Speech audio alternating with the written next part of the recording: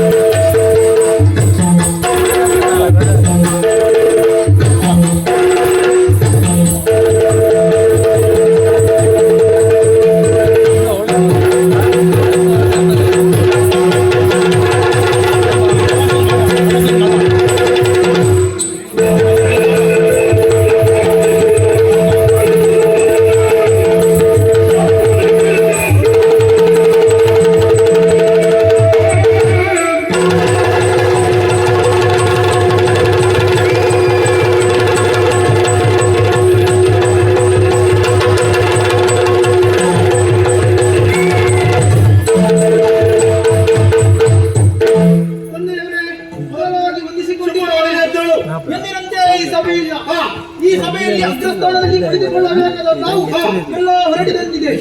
ಅಷ್ಟೇ ಅಲ್ಲದೆ ನಿಮ್ಮ ಮುಖವೆನ್ನುವಂಥದ್ದು ಕೆಂಡಾಮಂಡಲವಾಗಿದೆ.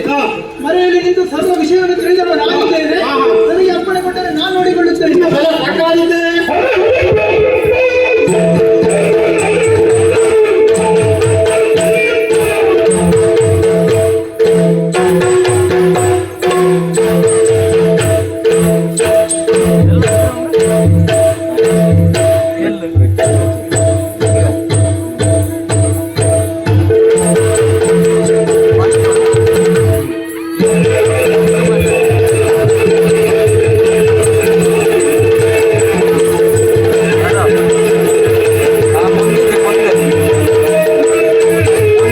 ಮುಂದೆ ಕ್ಯಾಮರಾ ಐತಲ್ಲ,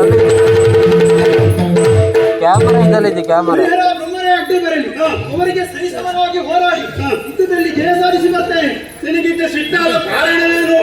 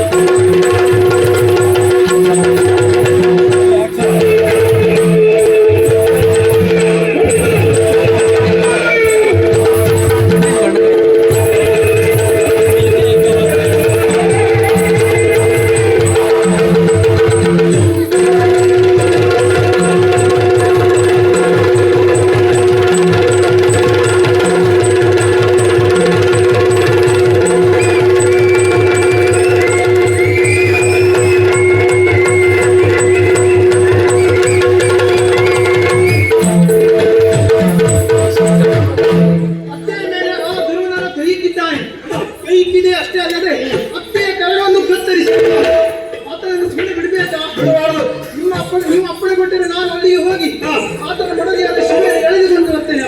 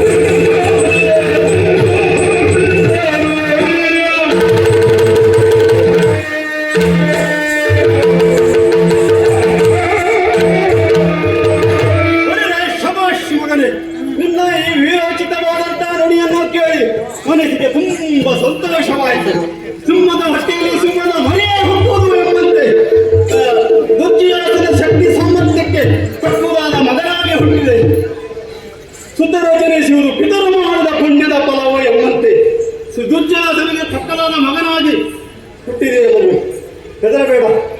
ಪರಂಗೇನೊಬ್ಬ ನಮ್ಮ ರಾಜ್ಯದ ಹೆಣ್ಣುಗಳನ್ನು ತೊಡೆಯುವಾಗ ಸುಮ್ಮನೆ ಬಿಟ್ಟಾವ ಬಿಡ್ಬಾರ್ದು. ಈಗೆಲ್ಲ ಹೋಗಿ ಆ ರುದ್ರಪುರದ ಅಧಿಕಾರಿ ಶ್ವೇತಕುಮಾರನನ್ನು ಕೊಂದು ಅವನ ಮಡದಿಯಾದ ಶಿವೆಯನ್ನು ಎಳೆದುಕೊಂಡು ಬಾ, ನಿನಗೆ ಮಂಗಳವಾಗಲಿ.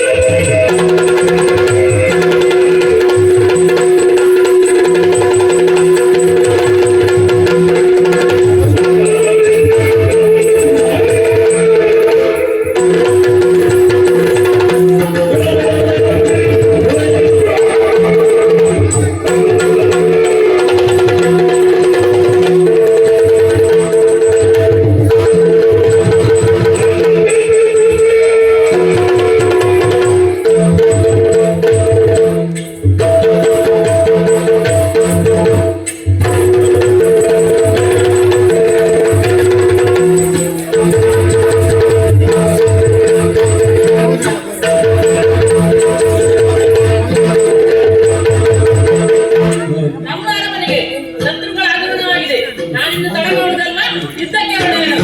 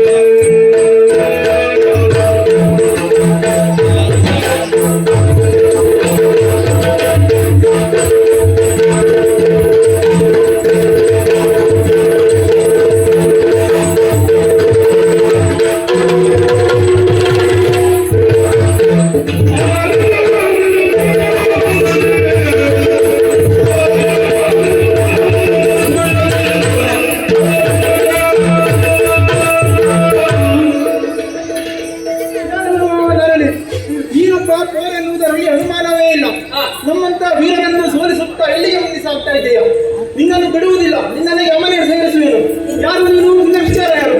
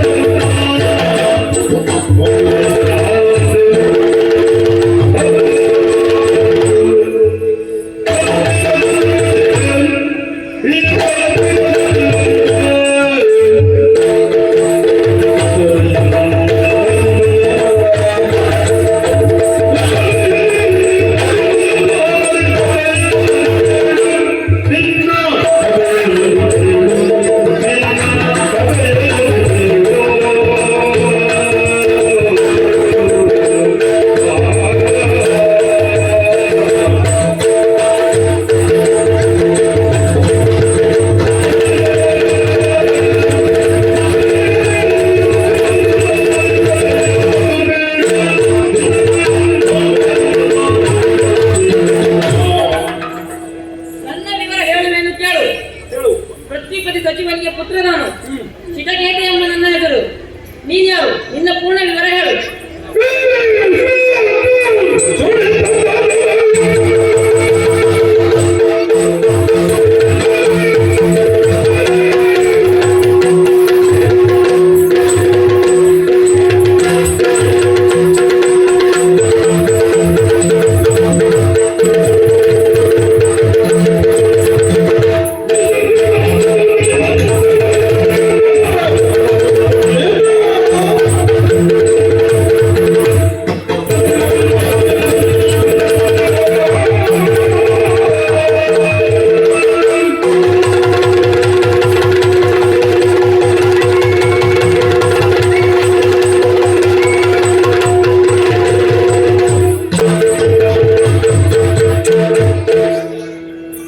ಗಣಿತಾಪುರದ ಅಧಿಕಾರಿ ವಿಜಯಾಸನ ಪುತ್ರ ಮಾತನೆತ್ರ ನಾನೇ. ಹೌದಾ? ನಿನ್ನ ಪ್ರತಿಪತಿಯನ್ನು ಪಡೆದು ಆತನ ಮಡದಿಯಾದ ಶಿವೆಯನ್ನು ಎಳೆಯಲು ಬಂದವ ನಾನಿದ್ದೇನೆ.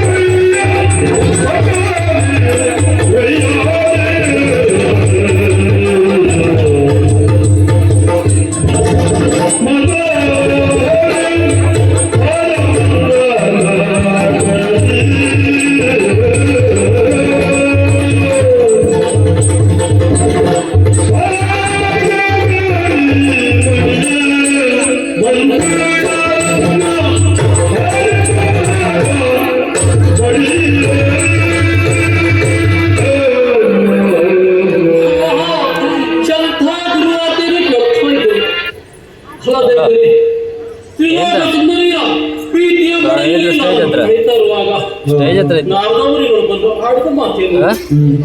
ಶ್ವೇತಕುಮಾರ, ನೀನು ಇಲ್ಲಿ ಸಂಪೂರ್ಣವಾಗಿ ವಿರಮಿಸ್ತಾ ಇದೆಯಾ? ಅಲ್ಲಿ ನಿನ್ನ ಅರಮನೆಯಲ್ಲಿ ದುರ್ಯೋಧನರು ಶಿವೆಯನ್ನು ಎಳೆದುಕೊಂಡು ಹೋಗಿದ್ದಾರೆ ಅಂತ ಯಾರಂತ ಶೋಡಿದಾವಣದ ಅರಸು ಕುಂಚೆಯ ಕಡೆಯವರು ನಿನ್ನ ಮನೆಯನ್ನು ಎಳೆದುಕೊಂಡು ಹೋಗಿದ್ದಾರಂತ ಕಣ್ಣ ಕಠೋರವಾದ ನುಡಿಯನ್ನು ಕೇಳಿದಾಗ ನನ್ನ ಹೃದಯವು ಒಡೆದು ಶಿವನೇ ಏನು ಶಿವೆ ನಿನಗೆ ಎಂತವಾದ ದ್ರೋಹವಾಗಿದೆ. ಇಲ್ಲದೇ ಇದ್ದರೆ ಮದುವೆಯಾದ ಮೇಲೆ ನಿನ್ನ ಜೊತೆಲೇ ಇದ್ದು ನಿನ್ನ ಸುಖ ಸಂತೋಷದ ಜೊತೆಗೆ ನಿನಗೆ ರಕ್ಷಣೆ ಮಾಡಬೇಕಾಗಿತ್ತು ಕಡೆ ಈ ನಿನ್ನ ಗಂಡನಾದ ಶ್ವೇತಕುಮಾರನ ಹೊಣೆಯಾಗಿತ್ತು. ಆದರೆ ನಾನು ಏನು ಮಾಡಿದೆ? ಈ ಸ್ತ್ರೀಲೋಕ ಸುಮ್ಮನೆ ಮೋಹದ ಬಾರಿಗೆ ಬಿತ್ತು ನಿನ್ನನ್ನು ಮರೆತು ಅಲ್ಲಿಯೇ ಬಿಟ್ಟು ಈ ವನದಲ್ಲಿ ಕಾಲ ಕಳೀತಾ ಇದೆಯಲ್ಲ. ಅಯ್ಯೋ, ನಿನ್ನಂತ ಗುಣ ಸಂಪನ್ನೆಯಾದ ಹುಡುಗಿಯನ್ನು ಆ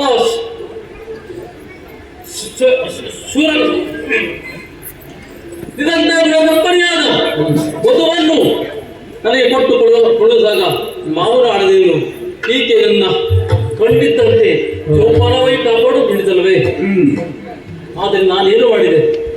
ನಿನ್ನನ್ನು ಅರಮನೆ ಬಿಟ್ಟು ನನ್ನ ಈ ದುರ್ಗ ವಂಚಿಕ ಬಲಿಯಾಗಿ ಇಲ್ಲಿ ಬಂದು ಸರಕಾರಿ ಅಂತನಲ್ಲ. ಇಲ್ಲ ಶ್ವೇ, ಇನ್ನು ನಾವು ದೊಡಮಾಡುವುದಿಲ್ಲ. ನಿನ್ನನ್ನು ಕಾಪಾಡಿಕೊಳ್ಳುವುದಾಗಿ ನಾನು ಬರಲೇಬೇಕಾಗಿದೆ. ಇದು ಬಂದೆ ಶಿವ, ಬಂದೆ ಬಂದೆ.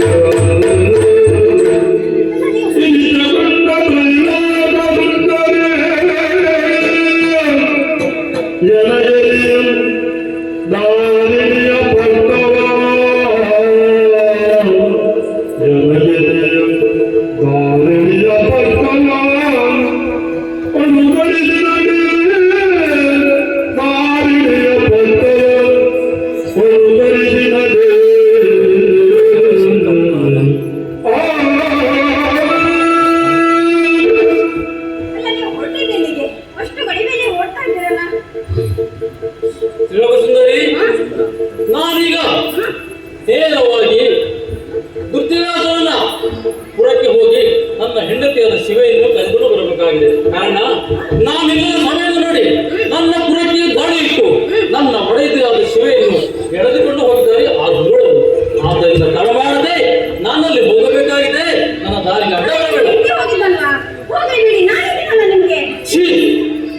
ಈ ಒಬ್ಬಳು ಹೆಣ್ಣೆ ಇಲ್ಲದೇ ಇದ್ದರೆ ಅಲ್ಲೊಂದು ಹೆಣ್ಣು ನೋವಿನಿಂದ ನೋಡುತ್ತಿರುವಾಗ ನೀನು ಇಲ್ಲಿ ಅದಕ್ಕೆ ಒಂದಿಷ್ಟು ಸ್ಪಂದನೆ ನೀಡದೆ ಹೋದರೆ ಹೋಗಲಿ ಅಂತಹ ಭಾವದಿಂದ ನನ್ನನ್ನು ಹೇಳ್ತಾ ಇದೆಯಲ್ಲ, ಕಳೆಯುತ್ತಾ ಇದೆಯಲ್ಲ, ಇದು ನ್ಯಾಯವೇ? ನನ್ನ ಶಿವೆ ಅಲ್ಲಿ ನರಳುತ್ತಾ ಇದ್ದಾಳೆ. ಆದ್ದರಿಂದ ಈ ಸಮಯದಲ್ಲಿ ನಾವು ಹೋಗಿ ಕಾಪಾಡದಿದ್ದರೆ ಪತಿತನ್ನು ಪಾಲಿಸುವಂತಾಗುತ್ತದೆ. ಆದ್ದರಿಂದ ನನ್ನ ದಾರಿಗೆ ಅಡ್ಡ ಬರಬೇಡ, ಬಿಟ್ಟು ಬೇಡ, ನಾನು ಹೋಗುತ್ತೇನೆ. ಅಂದು ನಾವು ಮೊದಲನೆಯದೇ ಭೇಟಿಯಾದ ದಿನ ಆಡಿದ ಮಾತು, ಕೊಟ್ಟ ಭಾಷೆ ನಿಮಗೆಲ್ಲ ಮರ್ತೋಯ್ತಾ ಈಗ? ನಿನಗೆ ಕೊಟ್ಟಂತ ಮಾತು ಯಾವುದನ್ನು ಮಾಡ್ತಿಲ್ಲ. ಆದರೆ ಕಾಲ ಮತ್ತು ಸಂದರ್ಭ ಒಂದೇ ತರ ಇನ್ನವಲ್ಲ. ಆ ಕಾಲದಲ್ಲಿ ನಿನ್ನನ್ನು ಪಡೆದಷ್ಟಲ್ಲ ನಾನು ನಿನಗೆ ಭಾಷೆ ಕೊಟ್ಟೆ. ಆದರೆ ಈಗ ನಾನು ನೇರವಾಗಿ ಅಲ್ಲಿ ಹೋಗುವಂತ ಸಂದರ್ಭ ಒದಗಿ ಬಂತು. ಅದಕ್ಕೆ ಹೇಳಿದೆ ಕಾಲ ಮತ್ತು ಸಂದರ್ಭ ಒಂದೇ ರೀತಿ ಇರುವುದಿಲ್ಲ. ಈ ಸಂದರ್ಭದಲ್ಲಿ ನಾನು ಅಲ್ಲಿ ಹೋಗಲೇಬೇಕಾಗಿದೆ. ಆದರೆ ನಾನು ಬಿಡುವುದಿಲ್ಲ. ನಾನು ಆಡಿದಂತ ಮಾತು, ಕೇಳಿದಂತ ನಿಮ್ಮ ಅಧಿಕಾರ, ಇದೆಲ್ಲವೂ ನಾನು ಈಗ ಬಯಸ್ತಾ ಇದ್ದೇನೆ. ಈಗ ನನಗೆ ನಾನು ಕೇಳಿದಂತೆಲ್ಲವನ್ನ ಕೊಟ್ಟು ಆಮೇಲೆ ಎಲ್ಲಿ ಬೇಕಾದ್ರೂ ಹೋಗಿ ನಾನು ನಿಮ್ಮನ್ನ ತಡೆಯುವುದಿಲ್ಲ. ಸುಂದರಿ, ಕೇಳುವುದಕ್ಕೂ ಪಡೆಯಬಹುದು ಸಂದರ್ಭ ಸಮಯದ್ದಿಲ್ಲವೇ? ಹೌದೇ? ಅಂತೂ ಇಂತೂ ನಿನಗೆ ಕೊಟ್ಟ ಭಾಷೆ ಸರಿ ಅಂತ ಅದನ್ನು ಇದೇ ಸಂದರ್ಭ ಕೇಳುವುದು ಉಚಿತವೇ? ಇಲ್ಲವಲ್ಲ. ನಾನು ಯಾವ ಸ್ಥಿತಿಯಲ್ಲಿದ್ದರೆ ನನ್ನ ಪರಿಸ್ಥಿತಿ ಏನು ಅನ್ನುವಂತ ಒಂದು ಸಂವೇದನಶೀಲವಾದ ಅರ್ಥವನ್ನು ತಾವು ನೀನು ಕಲ್ಪಿಸಿಕೊಳ್ಳಬಾರದೆ. ನಿಮ್ಮ ಮೇಲೆ ಅನುಕಂಪ ಪಡ್ಲಿಕ್ಕೆ ನಾನು ಇಲ್ಲಿ ಬಂದಿದ್ದಲ್ಲ, ಬ್ರಹ್ಮದೇವ ಕಳಿಸಿದ್ದು, ಅದಕ್ಕೆ ಇಲ್ಲಿ ಬಂದಿದ್ದು. ನಾನು ಕೇಳಿದ್ದನ್ನ ಕೊಟ್ಟ ಹಾಗೆ ಈಗಲೇ ಕೊಡಿ. ಅರ್ಥವಾಯಿತು. ಮನೆಯಲ್ಲಿ ಮುತ್ತಿನಂತ ಹೆಂಡತಿ ಇರುವಾಗ ಇನ್ನೊಂದು ಹುಡುಗಿಯ ಮೋಹದ ಬಲೆಗೆ ಬಿದ್ದಾಗ ಮುನ್ನೊಂದು ದಿನ ನಾವು ಯಾವ ರೀತಿ ಪಶ್ಚಾತ್ತಾಪ ಪಡಬೇಕಾಗುತ್ತದೆ ಎನ್ನುವುದಕ್ಕೆ ನಾನೇ ಜೀವಂತ ನಿದರ್ಶನ ಅಲ್ಲವೇ? ಈ ಶ್ವೇತಕುಮಾರ ಒಮ್ಮೆ ಆಗುತ್ತದೆ? ಖಂಡಿತ ಇಲ್ಲವಲ್ಲ. ಇಗೋ ಸುಂದರಿ, ನಿನಗೆ ಅಂದು ನಾನು ಕರ ಮೇಲೆ ಕರ ಇಟ್ಟು ಭಾಷೆ ಕೊಟ್ಟಿದ್ದೆ. ಹೌದು. ಸಂದರ್ಭ ಬಂದಾಗ ನನ್ನ ಮೇದಿನ ಸಕಲ ಸಂಪತ್ತನ್ನು ನಿನಗೆ ಕೊಡುತ್ತೇನೆ ಅಂತ.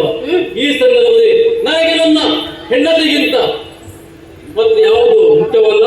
ನನ್ನ ಹೆಂಡತಿಗೋಸ್ಕರ ಈ ರಾಜ್ಯ ಪುಟ್ಟ ಎಲ್ಲವನ್ನೂ ತ್ಯಾಗ ಮಾಡಿ ಅಲ್ಲಿ ನಡೆಯಲಿಕ್ಕೆ ನಾನು ಸಿದ್ಧವಾಗಿದೆ. ಈಗ ನಾನು ನಿನಗೆ ಕೊಟ್ಟದ್ದು ಭಾಷೆ ಕೊಟ್ಟಿದ್ದನಲ್ಲ, ಅದೇ ರೀತಿ ಈಗ ಈ ನನ್ನ ಕೊಟ್ಟದ ಕತ್ತೆಯನ್ನು ನಿನಗೆ ಒಪ್ಪಿಸ್ತಾ ಇದ್ದೇನೆ. ಪುತ್ರೆ, ಓಹೋ, ನನ್ನ ದ್ಯೋತಕ ಈ ಮುದ್ರೆ ಇದು ನನ್ನ ಹೆಂಡತಿ ಮುಂದೆ ಇದು ನನಗೆ ತಳಕ್ಕೆ ಸಮಾನ. ಇದು ಇದನ್ನು ಕೊಟ್ಟಿದ್ದೇನೆ. ಹೋಗು. ಇನ್ನು ನನ್ನ ಮುಖ ನೋಡ್ಬೇಡ. ಹೋಗು, ಹೋಗಿ ಸಾಯ್. ನಿನ್ನಂತ ಹೆಣ್ಣು ಮತ್ತಾವರಿಗೆ ಸಿಗಬಾರದು. ಸಿಕ್ಕಿದ್ರೆ ಇದೇ ಕಷ್ಟ ಆಗುತ್ತದೆ ಅಲ್ಲವೇ? ಏನೇ ಇರಲಿ, ನನ್ನ ಭಾಷೆಯನ್ನು ಉಳಿಸಿಕೊಂಡಿದ್ರೆ ಇನ್ನು ನಡಮಾಡಿಲ್ಲ.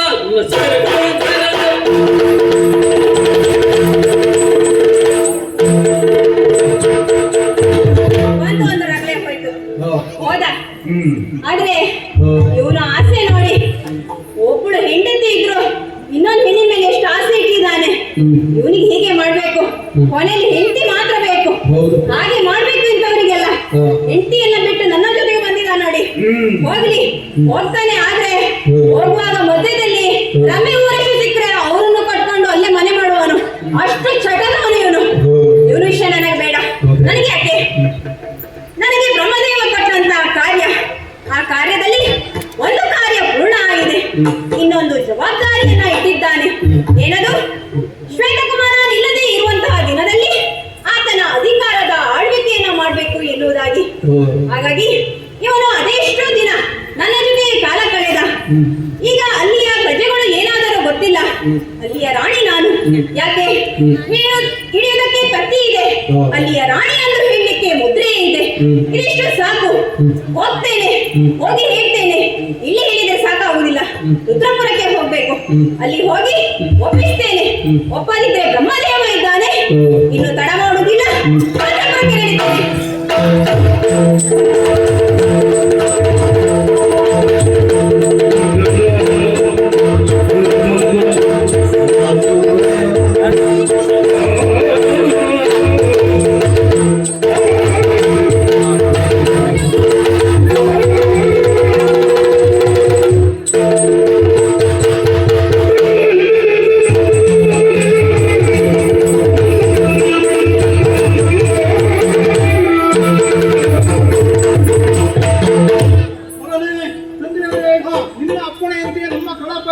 ಕೂಡಿಕೊಂಡು ರುದ್ರಪುರಕ್ಕೆ ಹೋದೆ. ರುದ್ರಪುರಕ್ಕೆ ಹೋದ ಕ್ಷಣ ಅವರ ಸೇನೆ ಮತ್ತು ನಮ್ಮ ಸೇನೆ ಆ ಕನಗೋರ ಯುದ್ಧದಲ್ಲಿ ಸಾಧಿಸಿ ಮುಂದೆ ಹೋದೆ. ಮುಂದೆ ಹೋದ ಕ್ಷಣ ಶ್ವೇತಕುಮಾರ ಅಲ್ಲಿ ಇರಲಿಲ್ಲ. ಆತನ ಮಡದಿಯಾದ ಶಿವೆ ಸಿಕ್ಕಿತ್ತು. ಆಕೆಯನ್ನು ಜಲದಲ್ಲಿ ಎಳೆದು ಒಪ್ಪಿಸಿದ್ದೇನೆ. ತೆಗೆದುಕೊಂಡು ಬಂದೆಯಾ? ಬಹಳ ಸಂತೋಷವಾಯಿತು ಮಗನೇ. ನೀನು ಹೋದ ಮೇಲೆ ಈ ಕೆಲಸವನ್ನು ಮಾಡಿ ಬಿಟ್ಟರೆ ನೀನು ಸಾಮಾನ್ಯದ ಮನೆ ಒಂದು ಲೆಕ್ಕದಲ್ಲಿ ಹರನಿಗಿಂತಲೂ ಮೇಲು ಮನೋಹರ ಮೇಲು ಬಹಳ ಬೆಳೆದಿದ್ದೀಯ. ಒಳಗಡೆ ಹೋಗೋ ವಿಶ್ರಾಂತಿ.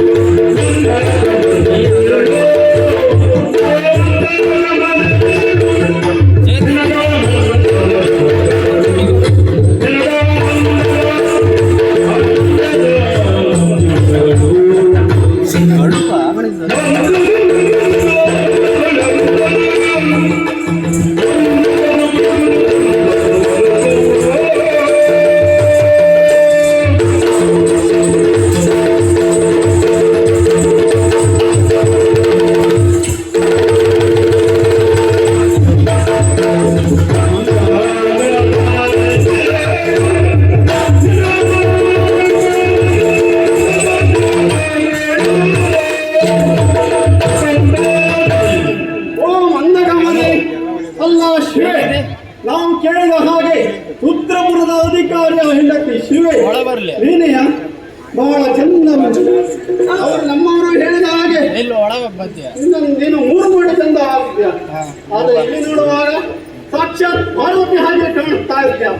ಓ ಮಂದಗ ಮನೆ, ಇದು ನಿನ್ನ ಎದುರಿನಲ್ಲಿ ನಿನ್ನವನು ಸಾಮಾನ್ಯವನ್ನು ಎಂದುಕೊಳ್ಳಬೇಡ, ದುರ್ಜಯ ವಸುವ. ಇದು ನಿನ್ನ ಈ ಕಳೆದ ದಿನಗಳನ್ನು ಎಣಿಸಿಕೊಳ್ಳಬೇಡ. ಈ ದುರ್ಜಯಸನನ್ನು ಒಲಿಸುವ, ನನ್ನನ್ನು ಮದುವೆಯಾಗುವ ಬಾರೇ.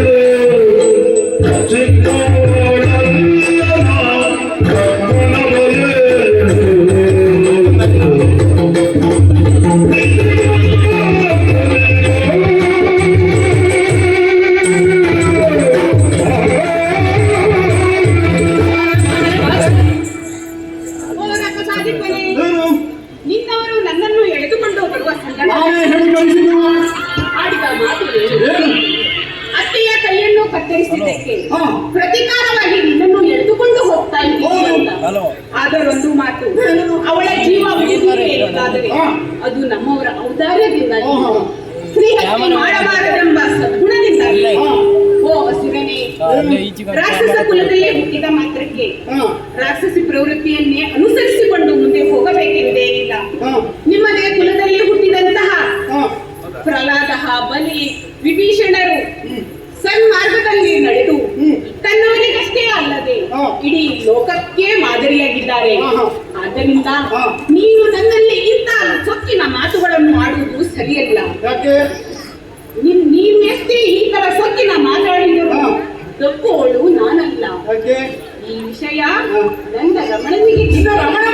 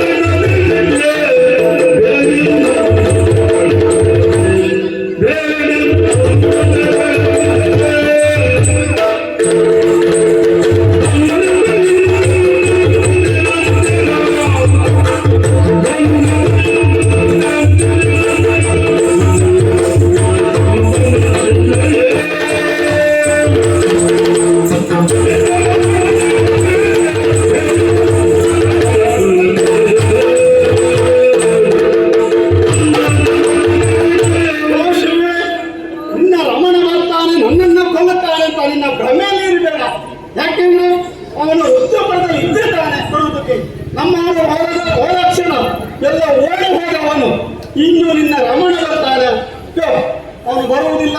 ನನ್ನನ್ನು ಒಲಿಸು, ನನ್ನನ್ನು ಮದುವೆ ಮಾಡೇ.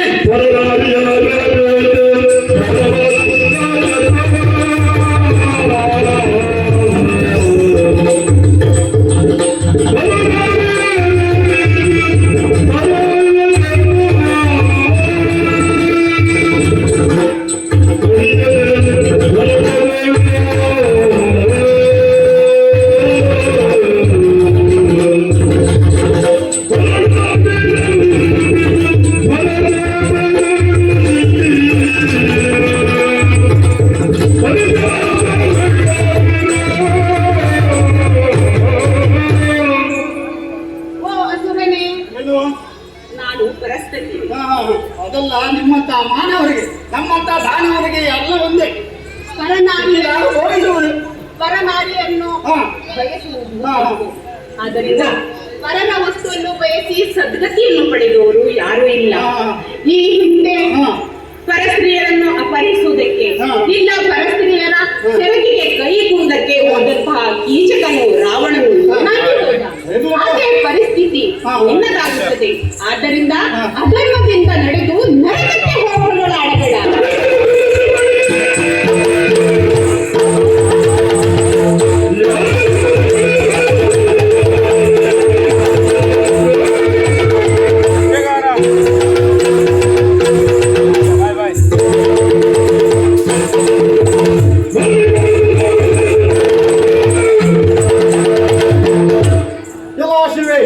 ರಾವಣ ಹಾಗೆ ಮಾಡಿದ ಹೀಗೆ ಮಾಡಿದ ಅಂತ ಹೇಳ್ತಿದ್ದಲ್ಲ, ರಾವಣ ಮಾಡಿದ್ದೇನು?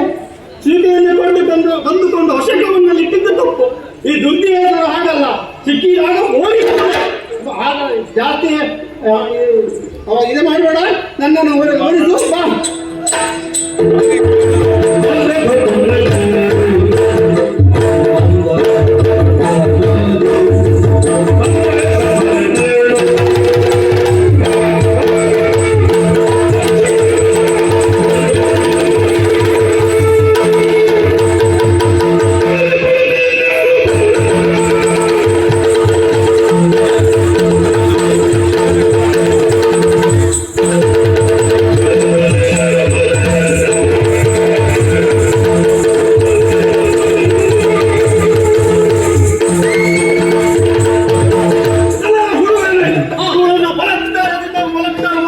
ಸಮಾಜದಲ್ಲಿ ನನ್ನನ್ನು ತಡೆಯುತ್ತಾ ಇದ್ದೀರಾ? ಯಾರನ್ನು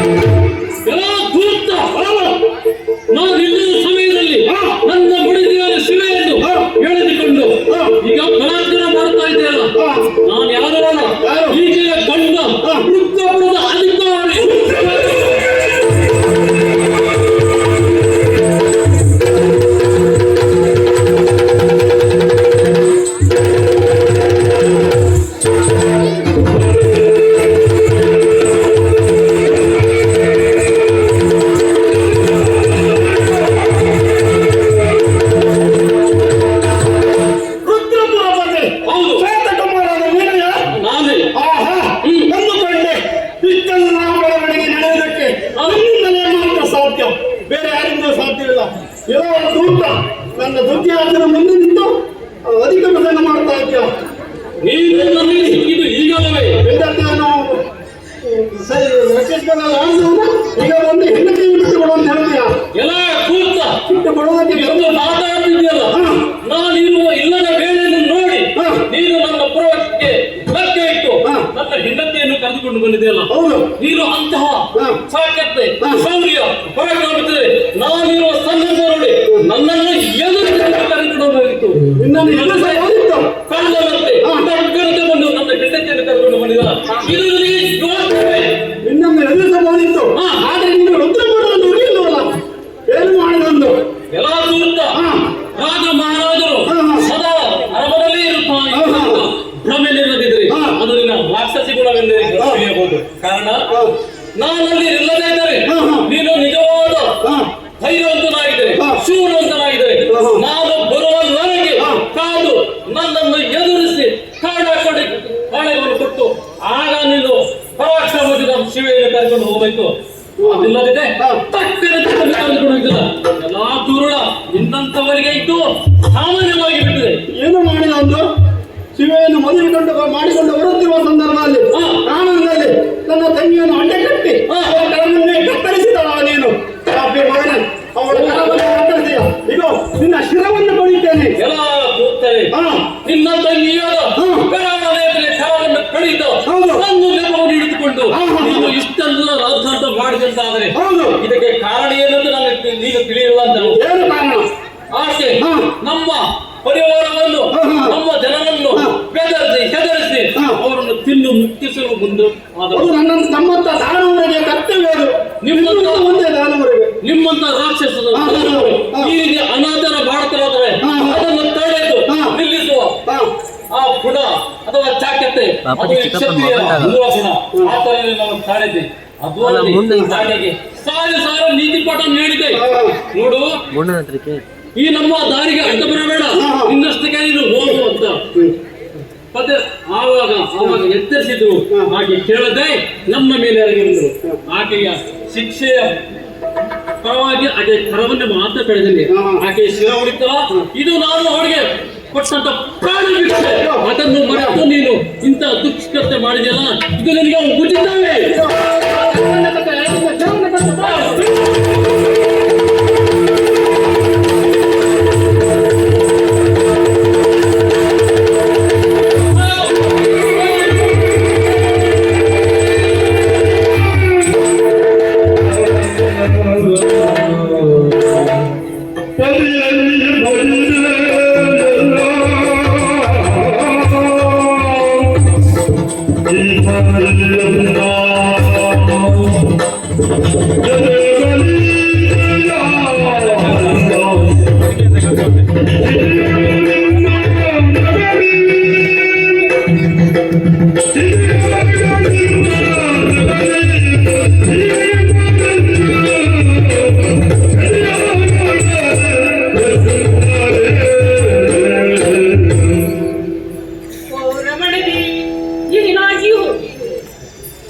ಅಂದು ರಾಕ್ಷಸಿ ಆಡಿದ ಮಾತು ನಿಜವಾಯಿತು.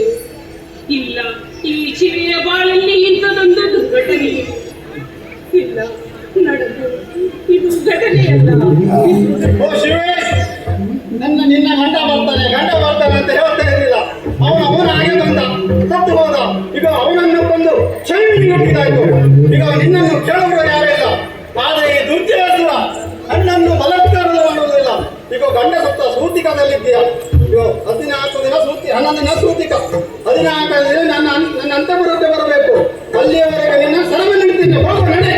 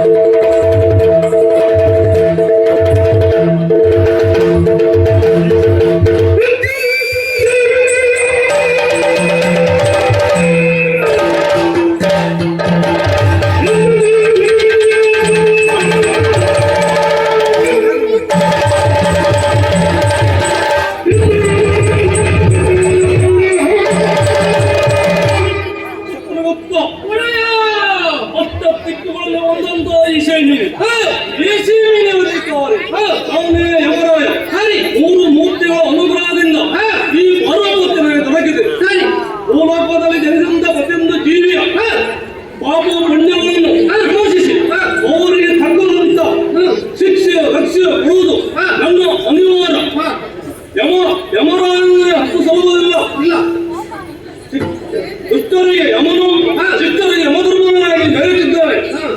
ಈ ದಿನ ಹೋರಾಟವನ್ನು ನಿಂತಿದ್ದೇನೆ. ಸರತಿ ಸಾಲಿನ ಮುಂದಿರುತ್ತ ಪ್ರಯತ್ನಗಳೇ ಅವರ ಪಾಪ ಪುಣ್ಯವನ್ನು ವಿಮರ್ಶಿಸಿ ಸರಿಯಾದವರಿಗೆ ಪಾಪ ಪುಣ್ಯಗಳನ್ನು ಕೇಳುವಂತರಾಗಿ ಒಡೆಯ ಬದಲಾಗಿ ನಿಮ್ಮ ಪಾದಗಳಿಗೆ ಇದ್ದೇನೆ. ಶುಭವಾಗಲಿ. ಒಡೆಯ ಈ ಶೈಲಿಯಲ್ಲಿ ದುಷ್ಟರಿಗೆ ಯಮನಾಗಿ ಶಿಷ್ಟರಿಗೆ ನಿರ್ಭರಾಯನಾಗಿ ಒಂದಂತ ಪ್ರೇತಾತ್ಮಗಳ ಪಾಪವು ಪುಣ್ಯವು ನೋಡಿ ಅವರಿಗೆ ಶಿಕ್ಷೆ ಕೊಡುವುದು ನಿಮ್ಮ ಆದ್ಯ ಕರ್ತವ್ಯ. ಹಾಗೆ ನಿಮ್ಮ ಕರಣಿಕನಾಗಿ ಒಂದಂತ ಪ್ರೇತಗಳ ಪಾಪ ಪುಣ್ಯವನ್ನು ನಿಶ್ಚಯಿಸಿ ನಿಮ್ಮತ್ತ ಹೇಳುವುದು ನನ್ನ ಕರ್ತವ್ಯ. ಹಾಗೆ ಇಂದು ಸಾರಥಿಯ ಸಾಲಿನಲ್ಲಿ ಎಷ್ಟೋ ಮಂದಿ ಒಂದು ನಿಂತಿದ್ದಾರೆ. ಆಗಲೇ ಒಡೆಯ ಸಾಲಿನಲ್ಲಿ ನಿಂತಿರುವ ಈತ ಭೂಲೋಕದಲ್ಲಿ ಏನು ಮಾಡಿಕೊಂಡಿದ್ದ?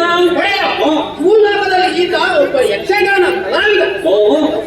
ಅಷ್ಟೇ ಅಲ್ಲ ಒಡೆಯ, ಕಲಾವಿದರಂತೆ ತುಂಬಾ ಜನ ಇದ್ದಾರೆ. ಅದರಲ್ಲಿ ಈತ ಭಾಗವತಿಕೆಯನ್ನು ಮಾಡುತ್ತಿದ್ದವ. ಅಲ್ಲ, ಭಾಗವತಿಕೆಯನ್ನು ಮಾಡುತ್ತಿದ್ದವ. ಒಡೆಯ ಈತನಿಗೆ ಅಪಾರ ಬಂಧು ಬಳಗ ಕಲಾವಿದವಾಗಿ ಹುಡುಕ್ತಾ ಇದ್ದಾರೆ. ಹೋದಲ್ಲಿ ಎಲ್ಲೆಲ್ಲೂ ಇವನ ಭಾವಚಿತ್ರವನ್ನೇ ಇರಿಸಿ ಪೂಜೆಯನ್ನು ಮಾಡ್ತಾ ಇದ್ದಾರೆ. ಅಲ್ಲದೆ ಇವನು ಅಪಾರ ಶಿಕ್ಷಣವನ್ನು ಇಟ್ಟುಕೊಂಡಿದ್ದಾರೆ. ಹೌದು. ಅಲ್ಲದೆ ಒಡೆಯ ನಮ್ಮ ದೇವಲೋಕದಲ್ಲಿ ಬರೇ ಗಂಧರ್ವರು ಇದ್ದಾರೆ. ಆದರೆ ಇವನಿಗೆ ಗಾನ ಗಂಧರ್ವ ಎಂಬ ಬಿರುದ ಉಂಟು. ಅವನ ಸ್ವರ ಅಂದರೆ ಕೋಗಿಲೆಯ ಹಾಗೆ ಇಂಪಾಗಿ ಹಾಡುವ ಈತ ಯಾವಾಗಲೂ ಭಾಗವೋತ್ಸಮ ಅಂದ್ರೆ ದೇವರ ಸಮಾನ. ಹಾಗಾಗಿ ಇವನಿಗೆ ಇವನು ಸತ್ತು ಈ ನಮ್ಮ ಜೈಲಿಗೆ ಬಂದಿದ್ದಾರೆ. ಇವನಿಗೆ ತಪ್ಪುದಾದ ವೈಕುಂಠವೋ ಅಥವಾ ಯಾವುದೋ ಸದ್ಗತಿಯೋ ಕೊಡುವುದು ನಿಮ್ಮ ಇಷ್ಟ. ಚಿತ್ರಗುಪ್ತರೆ, ನೀವು ಹೇಳಿದಂತ ಮಾತನ್ನು ಕೇಳಿ ತುಂಬಾ ಸಂತೋಷ ಪಟ್ಟೆ. ಇವತ್ತನ್ನ ಜೀವನ ಉದ್ದಕ್ಕೂ ಒಳ್ಳೆಯ ಕೆಲಸ ಮಾಡಿ ಕಲಾಮಾತೆಯನ್ನು ಗೌರವಿಸಿದ್ದಾರೆ. ಹಾಗಾಗಿ ಈತನಿಗೆ ವೈಕುಂಠ ದಾರಿ ತೋರಿಸಿ. ಯಾರಲ್ಲಿ ಯಮಕಿಂಕರು ಈತನನ್ನು ವೈಕುಂಠದೊಳಗೆ ಕರೆದುಕೊಳ್ಳುವುದು.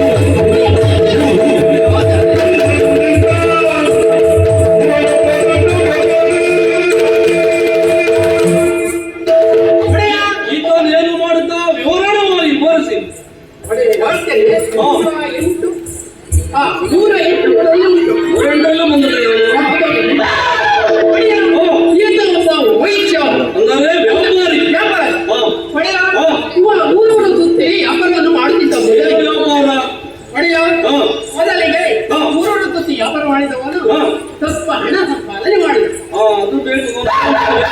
ಕುಬೇರನ ಊರಲ್ಲಿ ಒಂದು ಅಂಗಡಿಯನ್ನು ತೆರೆದಿಟ್ಟ. ಯಾವ ಅಂಗಡಿ ಇದು? ಹಣ್ಣು ಹಂಪಲು ಅಥವಾ ಬೇರೆ ಬೇರೆ ಬೇರೆ ಕಾಳುಗಳು ಇಂಥವರನ್ನು ಬೇಕಾಗಿ ಇಡುವುದು ಇವನ ಕರ್ತವ್ಯ. ಆದರೆ ಒಡೆಯ ಅಂಗಡಿ ತೆರೆದ ಮೇಲೆ ಅವನು ಮಾಡಿದ್ದೇ ನ್ಯಾಯ. ಒಡೆಯ ತಕ್ಕಡಿಯ ಕೆಳಗೆ ಉಗಿಯನ್ನು ಹಣ್ಣನ್ನು ಬಿತ್ತಿ ತೂಕವನ್ನು ಹೆಚ್ಚು ಕಡಿಮೆ ಮಾಡು. ಅದನ್ನು ಲಾಭದಾಯಕ ನೋಡು. ಹೌದು ಅಲ್ಲದೆ ಒಡೆಯ ಅಕ್ಕಿಗೆ ಕಲ್ಲನ್ನು ಹಾಕುವ ಅದು ಅಲ್ಲದೆ ಸಕ್ಕರೆಗೆ ಅಲ್ಲ ಸಕ್ಕರೆಗೆ ಉಪ್ಪನ್ನು ಬೆಳೆಸುವ ಅದೇ ಎರಡು ಒಂದೇ ತರ. ಒಡೆಯ ಇನ್ನೊಂದು ವಿಷಯ ಗೊತ್ತುಂಟ? ಯಾವುದು? ಎಲ್ಲಾ ಕಡೆ ಹಾಲಿಗೆ ನೀರು ಹಾಕ್ತಾರೆ. ನೀರಿಗೆ ಹಾಲು. ಒಡೆಯ ಕಾರಣ ಏನು ಗೊತ್ತುಂಟ? ಭೂಲೋಕದಲ್ಲಿ ಇದ್ದಿದ್ರೆ ಹಾಲಿನ ಕ್ರಯ ಸ್ವಲ್ಪ ಜಾಸ್ತಿ ಆಗಿದೆ. ಹಾಗಾಗಿ ಒಡೆಯ ಇಷ್ಟೆಲ್ಲ ಸಂಪಾದನೆ ಮಾಡಿ ಇವನ ಜನಕನಕ ಹಿಂದೆ ಹುತ್ತ ಬೆಳೆಸಿದರು. ಜನಕಲದ ಹುಂಡಿಯಲ್ಲಿ ಹುತ್ತ ಬೆಳೆಸಿದರು. ಹಾಗಾಗಿ ಇವನಲ್ಲಿ ಜನಕನಕ ಅಪಾರ ಉಂಟು. ಪಾಪಿ ಮಗ ಯಾರಿಗೂ ಒಂದು ಕೊಟ್ಟು ಮಾಡಿಲ್ಲ, ಯಾರಿಗೂ ಒಂದು ಊಟವನ್ನು ಸಹ ಆಗಿಲ್ಲ. ಹಾಗಾಗಿ ಈತನಿಗೆ ತಕ್ಕ ಶಿಕ್ಷೆ ಯಾವುದು